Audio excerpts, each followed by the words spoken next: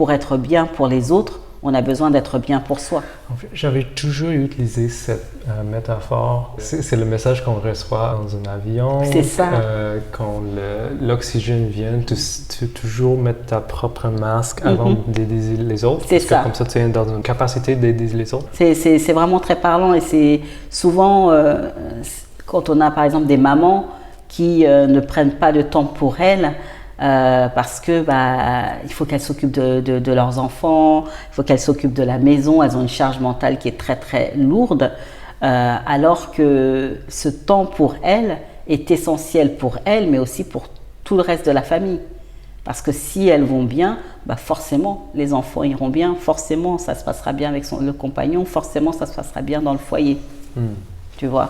Parce que si elle est surmenée, elle est sur les nerfs, donc ça veut dire que ça va avoir des répercussions sur tout le foyer. Mais le self-care est quelque chose d'essentiel et c'est une forme de liberté. Je prends soin de moi pour pouvoir mieux prendre soin des autres. Souvent on se dit il faut absolument que je fasse ça.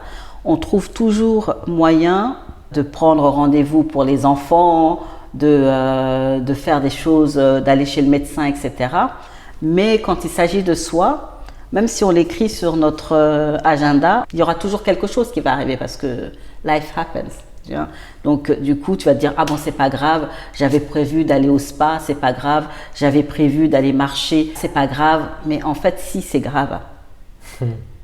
Parce que ce que je disais à mes clientes, c'était la productivité, c'est aussi prendre soin de soi, c'est aussi de la productivité. Parce que quand on prend soin de soi, on va pouvoir être beaucoup plus créatif. Parce que le cerveau a besoin de faire des pauses. Tu vois ? Il va trouver des idées qu'il n'aurait pas eues. Parce que quand tu es trop la tête dans le guidon, tu peux pas. Une fois que tu t'autorises en fait à faire les choses, tu te sens beaucoup plus libre.